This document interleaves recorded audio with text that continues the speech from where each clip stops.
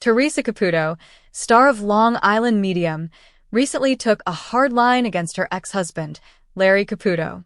Theresa stated quite plainly that Larry is worse than a dog. She went on to say, his behavior was so bad that it was impossible to explain it to anyone. Basically, Larry's bad behavior was the main reason for our divorce. Until Larry learns to treat people well, he will never be happy, Theresa asserts at the end. Theresa Caputo's exceptional talent had long been recognized. People traveled great distances to seek her advice in the hopes that she could help them get in touch with departed loved ones. But beneath the placid manner and beautiful smile was a woman who had weathered storms she hardly ever discussed in public. Even her psychic powers were unable to remove the scars left by her divorce from Larry Caputo, a man she previously loved profoundly. Theresa found herself pacing her Long Island home's living room on a wet Thursday afternoon. Her mind was racing, and the gentle patter of rain against the windows seemed to be a rhythm to it. She was looking at Larry's name on the screen of her phone while holding it in her hand. A fresh rumor about his recent misadventures had been going around, and it made her both angry and disbelieving. She just let out a long breath, attempting to quiet the inner maelstrom. "It's true, you know," she whispered to herself. "Some people don't change until they reach their lowest point." After the divorce, Theresa had been thinking back on her life for months. She had first made an effort to hide all of her grievances by concentrating on her career, her kids, and her spiritual purpose. However, the more she discovered about Larry's actions after the divorce, the more she understood how much it had impacted her. Every interview and rumor about his self-centered behavior eroded the poise she had so diligently tried to preserve. She finally came to the conclusion that it was time to reveal her truth, not for the gossip or the tabloids, but for closure. She arranged for a big entertainment network to interview her. Theresa sensed a serene resolve despite the bright studio lights and rolling cameras. She stated plainly, "Larry is worse than a dog," in a steady voice that was uncannily composed considering the emotional maelstrom it was accompanied by. The interviewer paused and blinked, uncertain whether to ask more questions. She went on to say, "His behavior was so bad that it was impossible to explain it to anyone." Basically, the primary cause of our divorce was Larry's inappropriate behavior. There was a weight in the air as her remarks reverberated around the silent studio. Theresa took a moment to collect her thoughts before uttering the words she had spent hours practicing. "Larry will never be happy until he learns to treat people well," she added gently but firmly. Theresa remained motionless as the camera stopped rolling. Sitting there, she thought about the life she had reconstructed for herself. She pictured her kids, their laughing filling the voids in her home. She reflected on her spiritual work and the hundreds of people she had assisted in finding healing from loss. And she thought of Larry clearly, not with resentment. Theresa was aware that certain people harbor darkness, and that darkness could only be faced by the individual. No friend, family member, or psychic could make someone change. She gained power from the unpleasant knowledge. Only when she came to terms with the fact that some lessons were best left for other people to learn at their own pace would she be able to let go of her resentment. Theresa's statement gained widespread attention in the weeks that followed. Opinions, both positive and negative, were all over social media. Theresa, however, was unfazed. She carried on doing readings, assisting customers in establishing a connection with their deceased loved ones, and assisting them in experiencing joy, grief, and epiphany.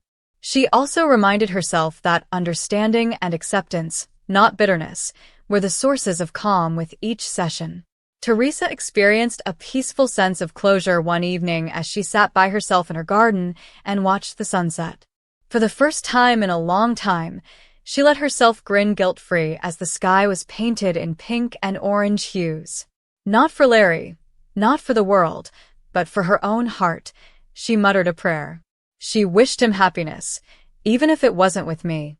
And may I keep developing, falling in love, and shining the way I was destined to.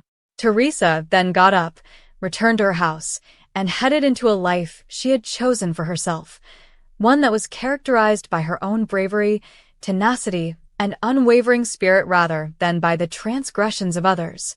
But Theresa Caputo's neighborhood is bathed in the usual Long Island sunshine as the episode begins.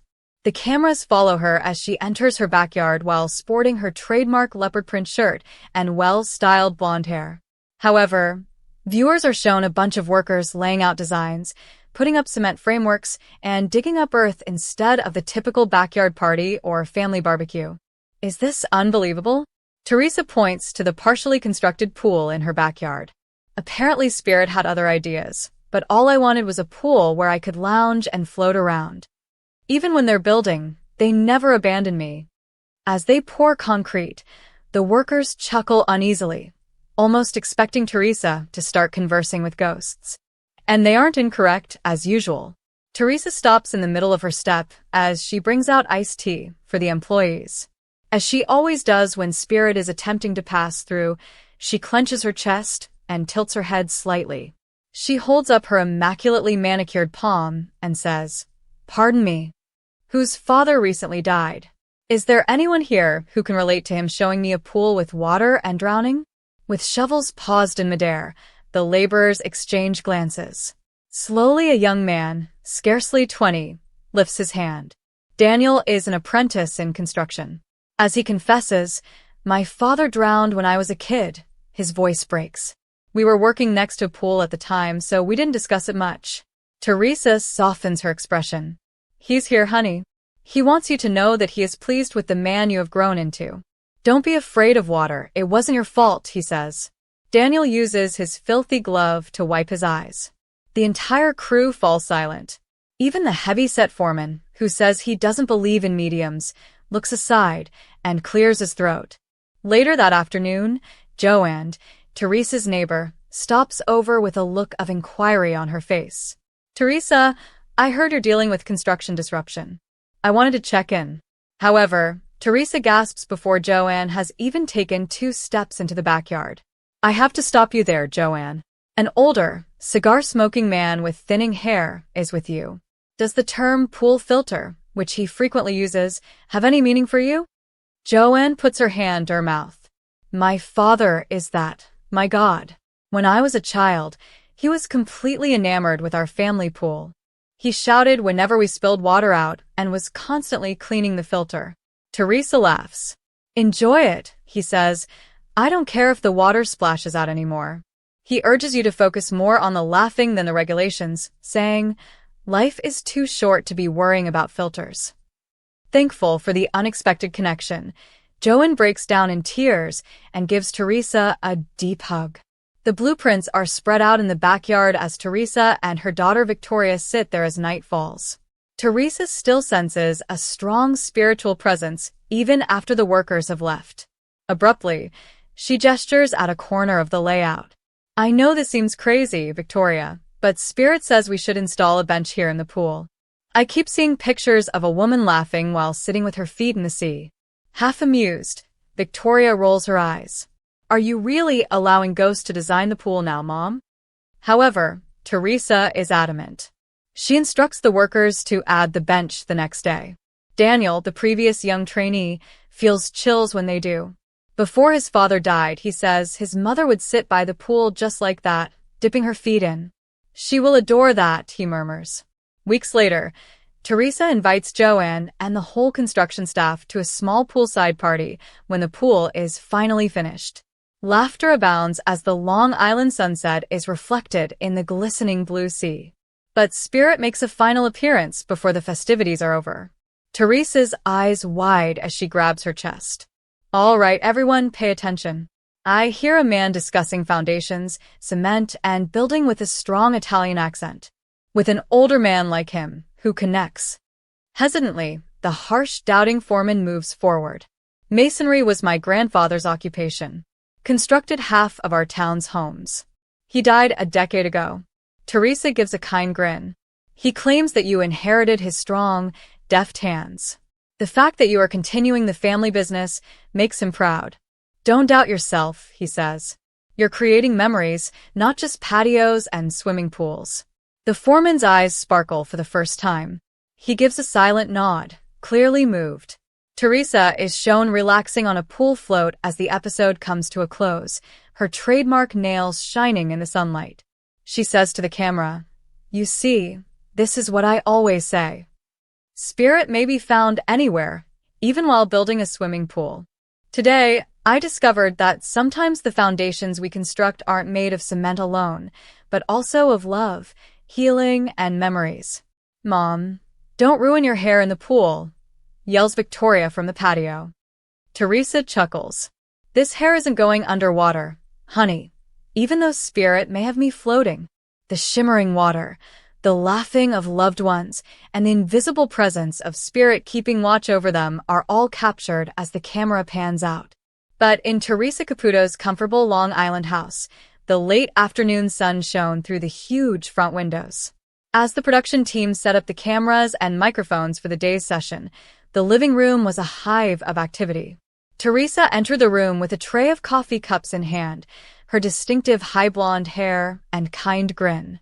Before entering the maelstrom of emotions that accompanied a reading, she always felt it was beneficial to give folks something little, something reassuring. She had an appointment with Melissa, a middle-aged Brooklyn mother, on this specific day. For years, Melissa had been carrying a burden inside of her, a resentment that had turned into rage.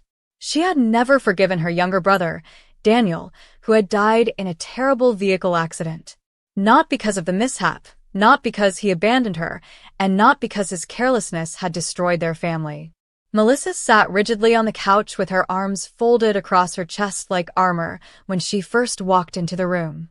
She looked all about, avoiding Theresa's eyes. Theresa placed a coffee cup in front of her and whispered softly, "You look nervous, sweetie." However, that's all right. Many folks enter here with anxiety. It's safe here, I assure you, but we're about to get into some serious things.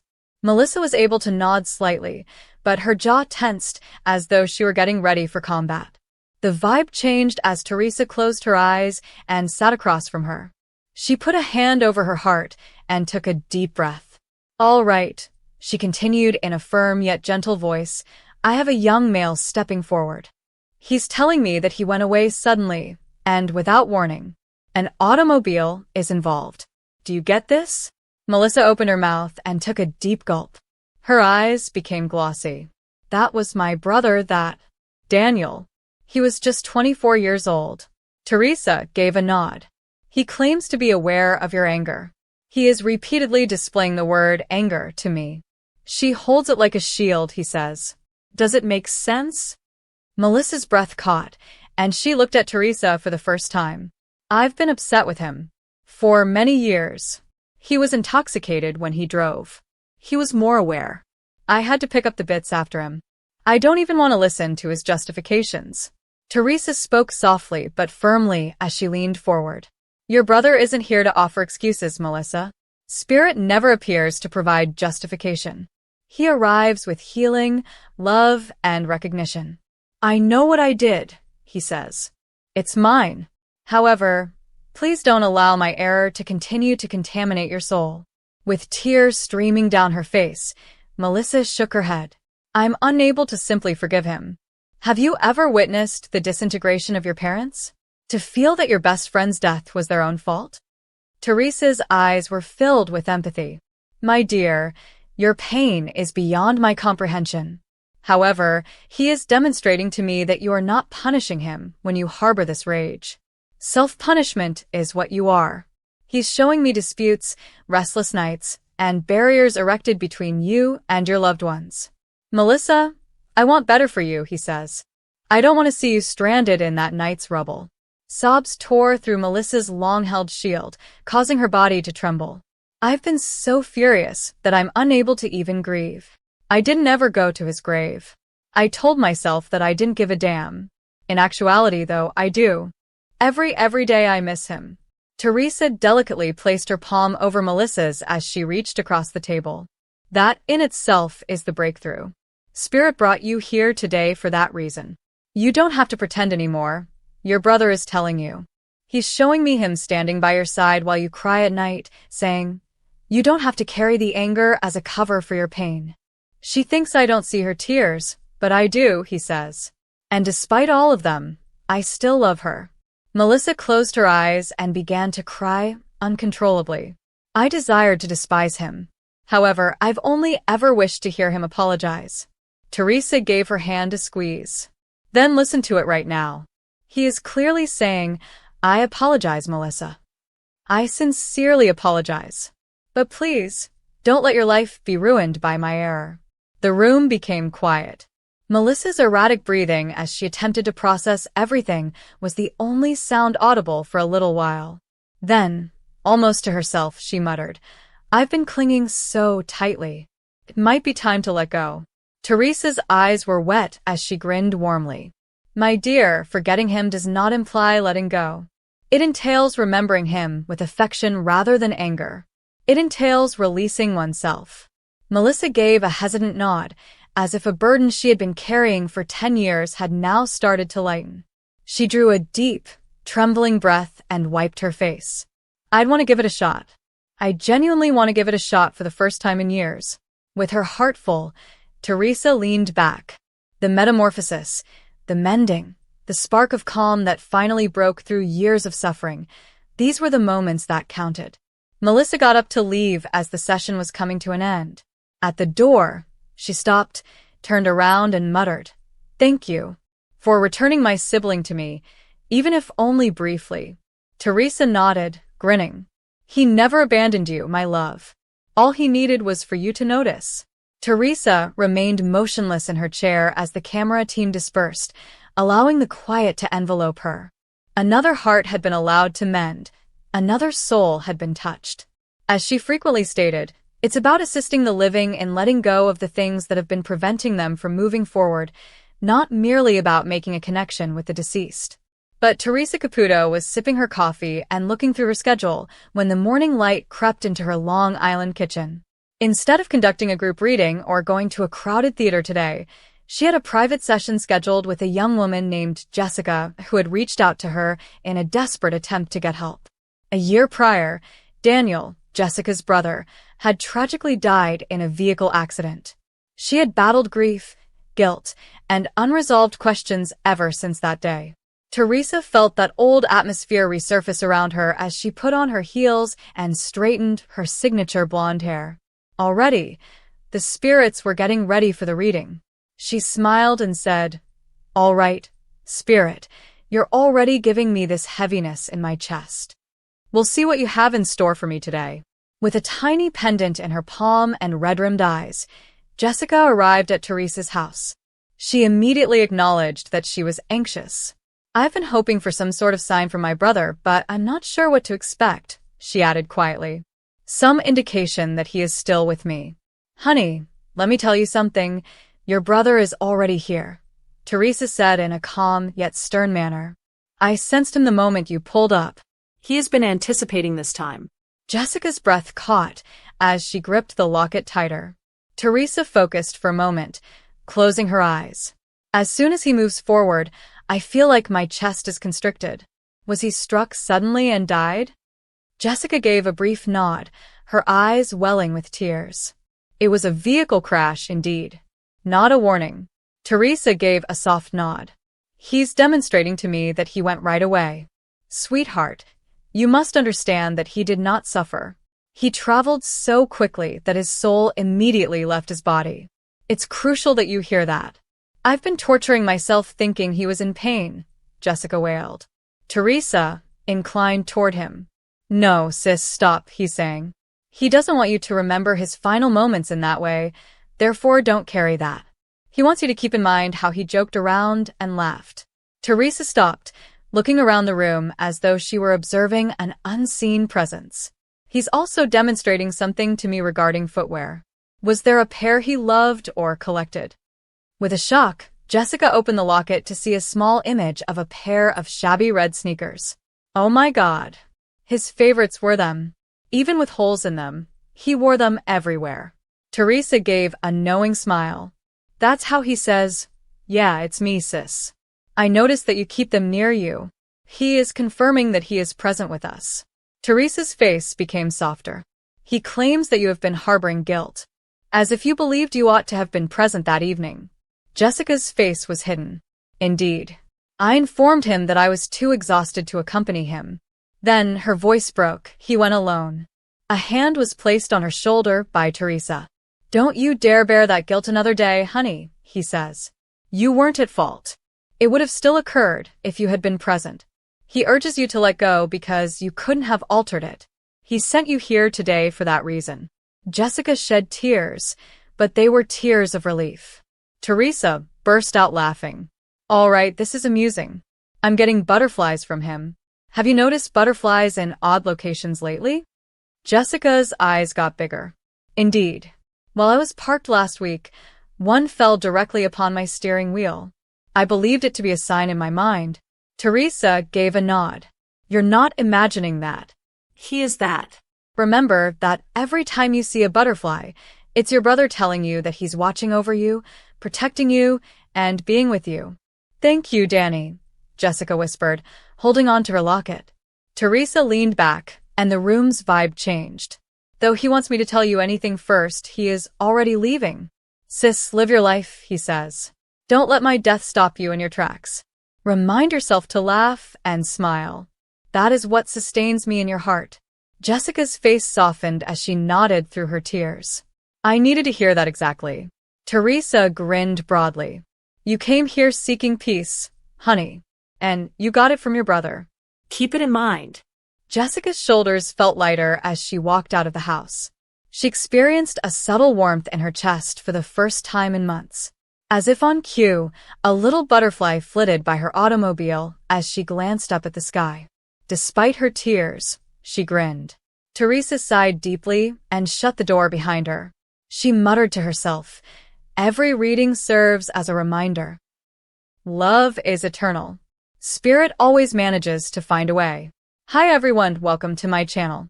My name is Mina, and I hope you're having a great day. Remember to subscribe to the channel if you enjoy the video.